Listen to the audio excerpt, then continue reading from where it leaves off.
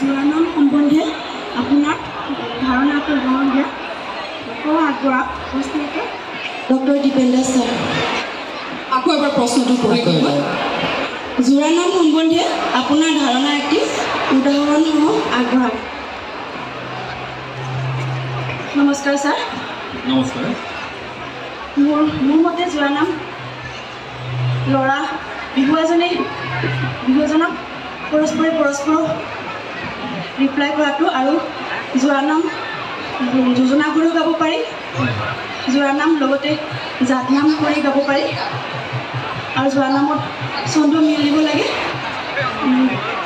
বিহুৱা বিহুৱতীৰ মনৰ ভাৱ প্ৰকাশ কৰা হ'ব লাগে।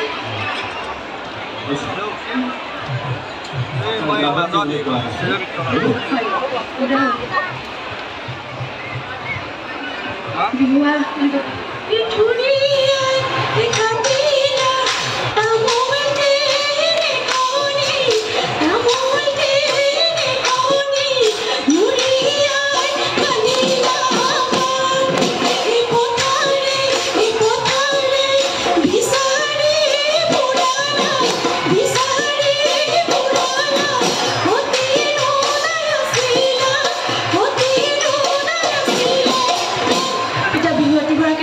ৰিপ্লাই দিব।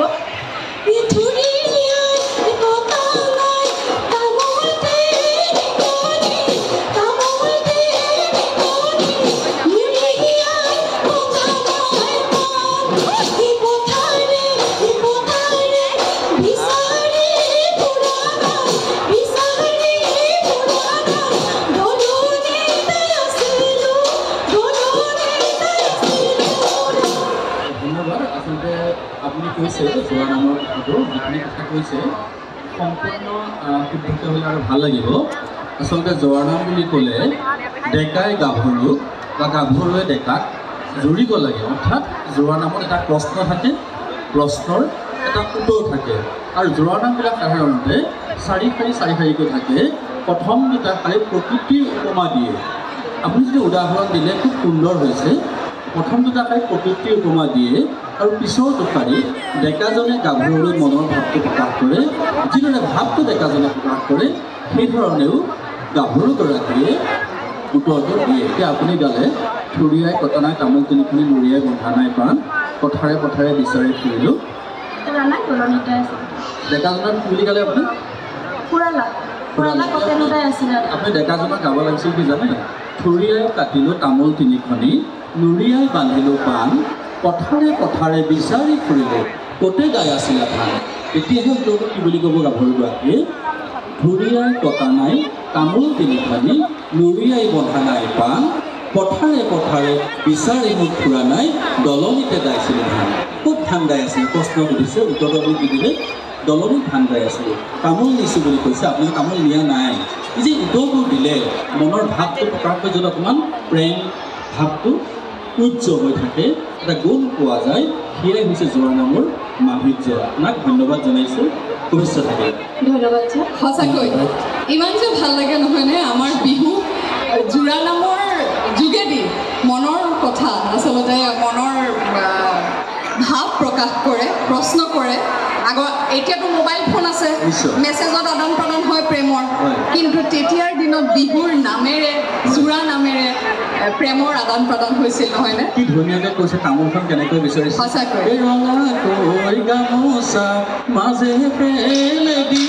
কৰিছে সাত হাতী কি? সাতবিধ শাক। প্ৰশ্নটো আহিছিলে মনজিৎ চাংমাই ডাঙৰীয়াৰ তৰফৰ পৰা। নমস্কাৰ ছাৰ। নমস্কাৰ, শুভেচ্ছা জনাইছোঁ। ধন্যবাদ ছাৰ। সাতবিধ শাক। এতিয়া সেই সাত শাক খোৱা লাই লফা ক'ব নালাগে। সাত হাতী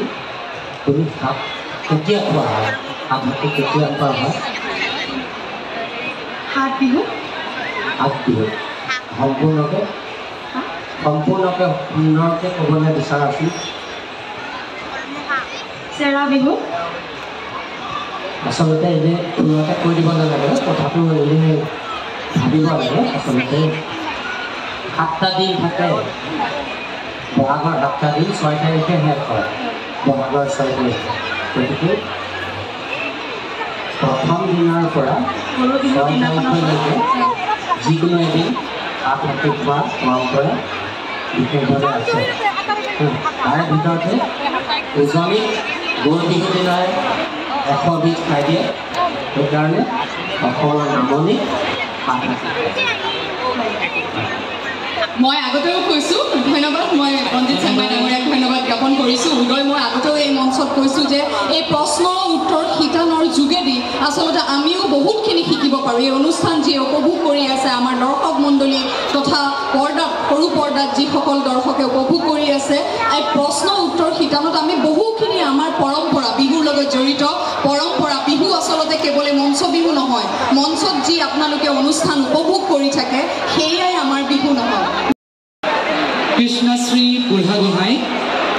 নাহৰকটীয়া প্ৰথমতে ৰঙালীৰ ওলগ জনাইছোঁ ধন্যবাদ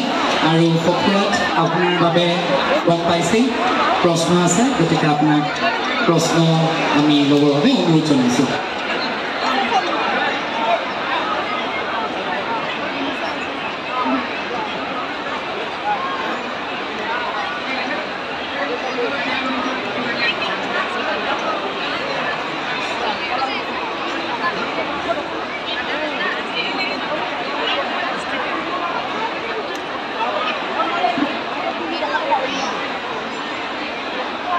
এফাকি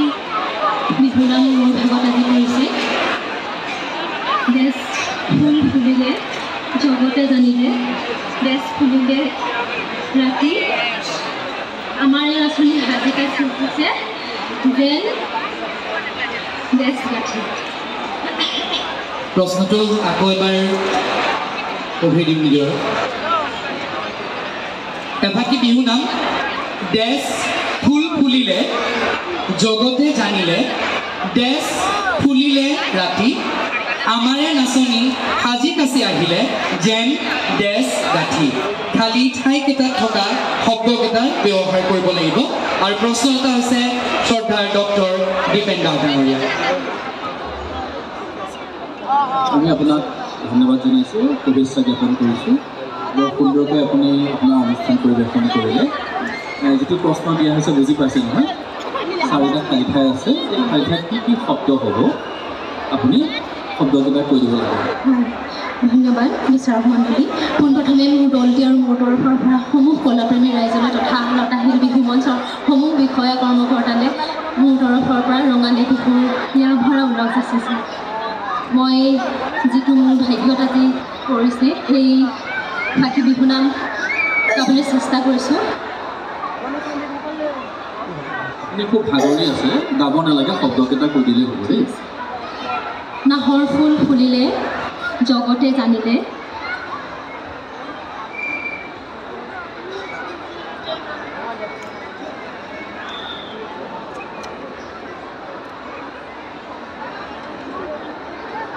পাৰিজাত ফুলিলে ৰাতি পাৰিজাত নাহৰ ফুল ফুলিলে জগতে জানিলে কপৌ ফুল ফুলিলে ৰাতি আমাৰে নাচনি সাজি কাচি আহিলে যেন ঘৰতৰে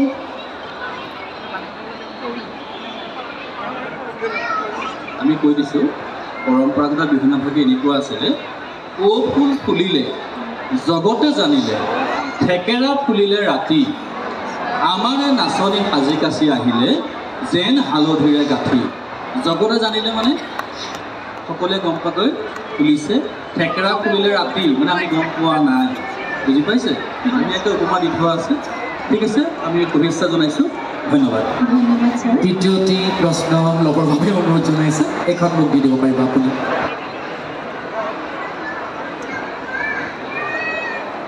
বৰ ভয় লাগে দেই এইখিনিলৈ গ'লেই ভয় লগা হৈছে এতিয়া মোৰ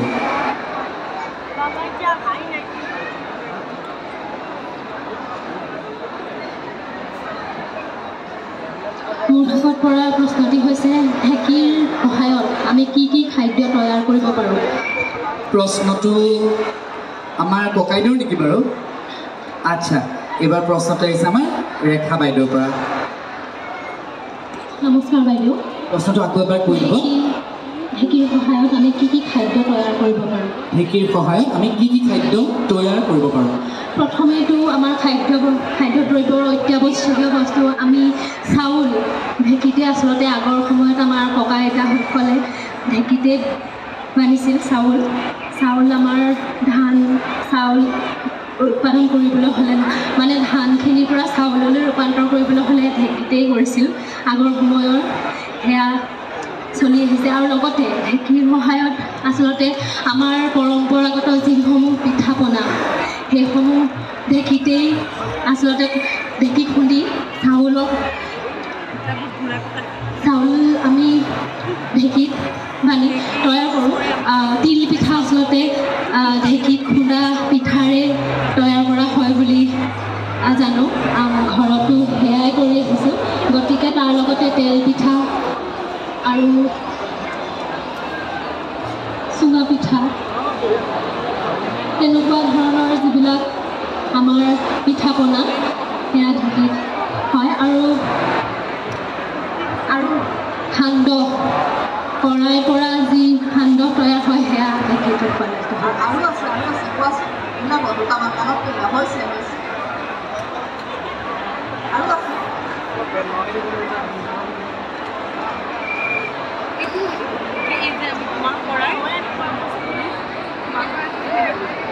ঢেঁকীৰে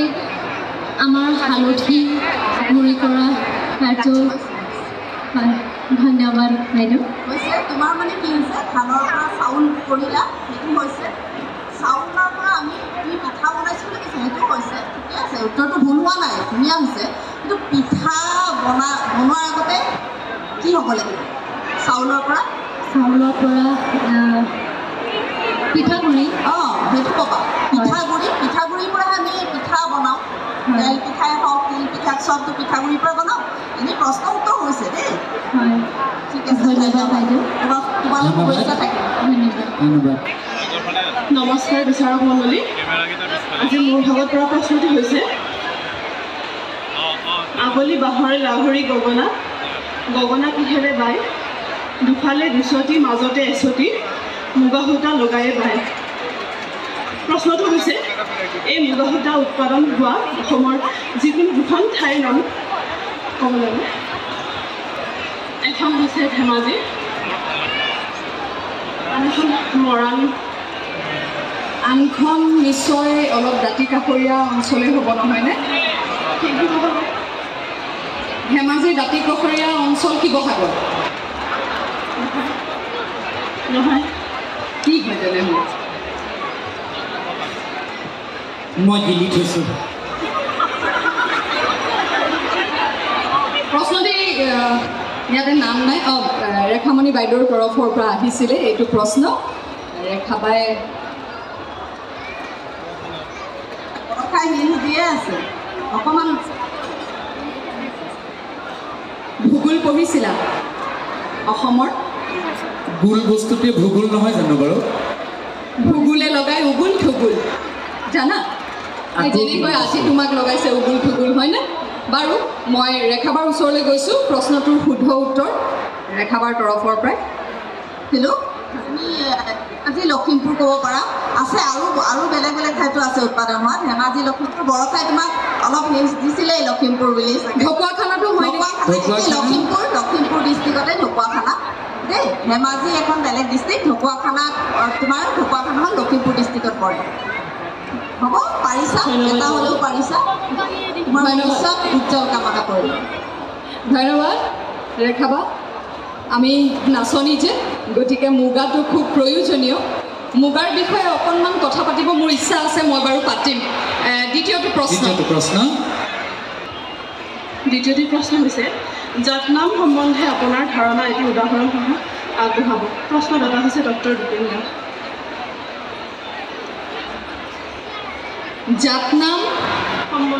জাতনাম সম্বন্ধে আপোনাৰ ধাৰণা এটি উদাহৰণ সহ আগবঢ়াব প্ৰশ্নটো বুজি পাইছে জাতনাম মানে আমি সাধাৰণতে কি বুজোঁ এই কথাটো ক'ব লাগে আৰু এফাকি নাম উদাহৰণ দি দিলে সুবিধা হ'ব ছাৰ জাতনাম হৈছে বিহুনাম এফাকিৰ লগত এটা জাত লগাই বিহু নামটো গাব পাৰি আৰু এই যেতিয়া জাত লগাই গোৱা হয় এফাকি বিহু নাম সেইটোৱে জাত নাম হয় হৈছে আচলতে জাত নাম দুটা নামৰ সমষ্টি এটা নাম দোহাৰি থাকে আৰু সেই নামফাকেৰ লগত আন এফাকিৰ নাম সংযোগ কৰি গাই থাকে যিফাকি মূল নাম সেই নামফাকি কি বুলি কোৱা হয় জাত আৰু আনফাকি হ'ল সহযোগীৰ নাম দুইফাকে একেলগে লগালে জাত নাম হয় এতিয়া এফাকি উদাহৰণ দিব পাৰিব জাত নাম এফাকি গাই শুনিলে ভাল প্ৰশ্নটো পঢ়ি দিব আপুনি হয় মোৰ ভাগত আজি পঢ়িছে ধানক বিষয়বস্তু হিচাপে কেন্দ্ৰ কৰি এফাকি বিহু নাম পৰিৱেশন কৰিব প্ৰশ্নদাতা ডক্টৰ দীপেন দাস ছাৰ নমস্কাৰ পোনপ্ৰথমতে ৰঙালী বিহুৰ ইয়াৰ পৰা শুভেচ্ছা জ্ঞাপন কৰিলোঁ আজি মোৰ বিষয়ত পৰিছে ধানৰ বিষয়ে এফাকি বিহু নাম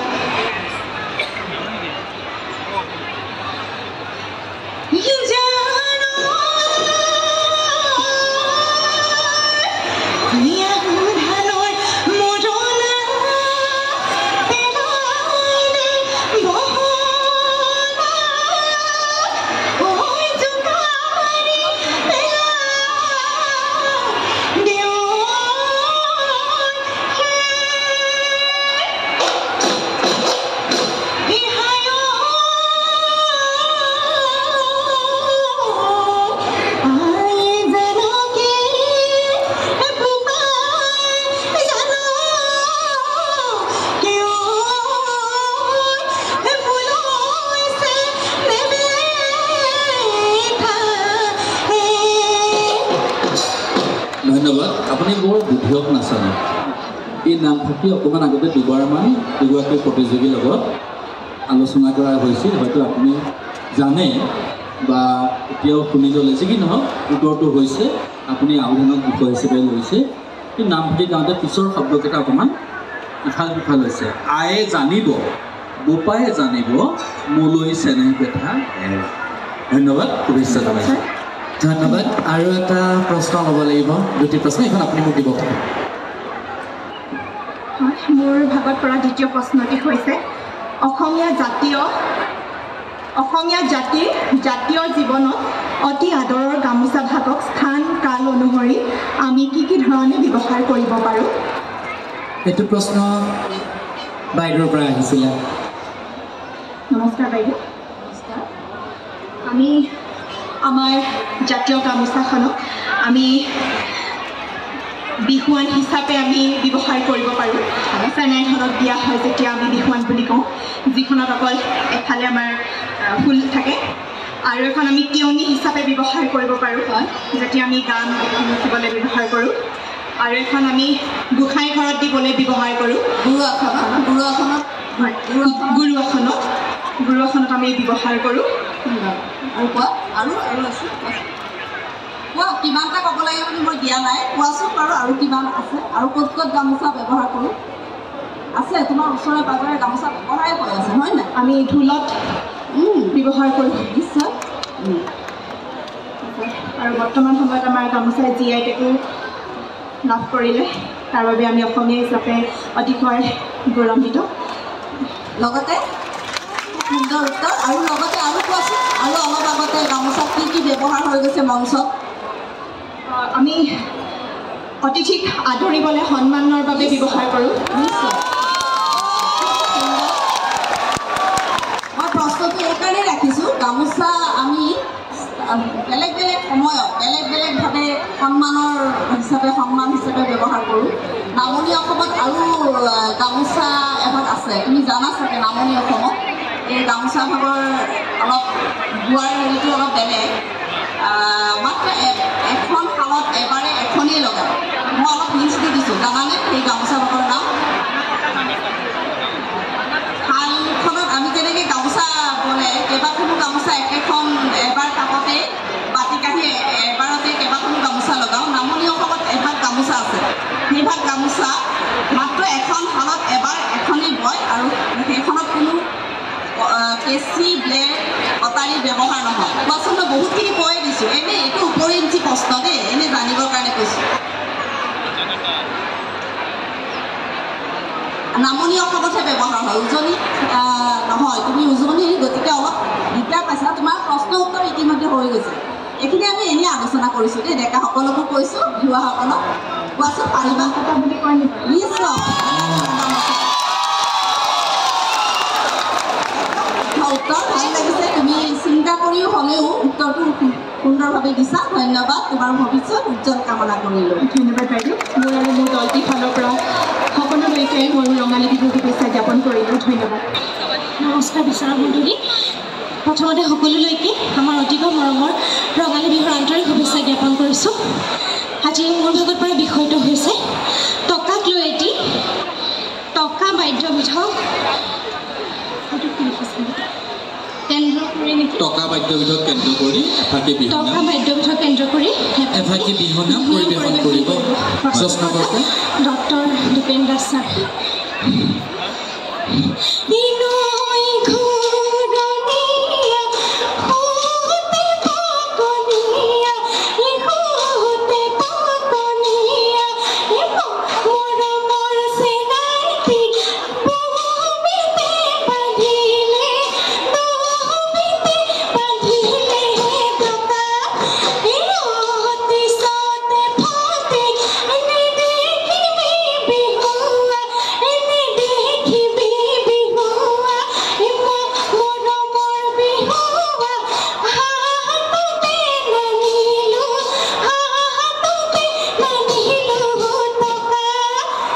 বিহুনাম আচলতে আমাৰ ধেমাজি জিলাত খুব প্ৰচলিত ইয়াত যিটো টকা বুলি কৈছে এইটো কিন্তু টকা পইচাৰ কথা কোৱা হৈছে নৈ ঘূৰণীয়া ফোটে পকনীয়া দুবিতে বান্ধিলে ডকা অতি চতেবতী নহবি লাহৰি হাতত নাইকিয়া টকা ডেকাই গায় বুজিছে গাভৰুৱে গায় মুগাৰে মেখেলাই কঁকালটি কাটিলে ৰেচমে কাটিলে ভৰি অতি চতেবতী নেদেখিবি চেনাইটি নেযাওঁ তলে পুনত ধৰি এই টকাটো কিন্তু বিহু বাদ্যবিধক কোৱা নাই টকা মানে পইচাৰ কথা কৈছে টকাক লৈ পেলাই এতিয়া গাওঁ নেকি আপুনি এবাৰ উত্তৰটো দিলে গতিকে যিহেতু প্ৰতিযোগিতা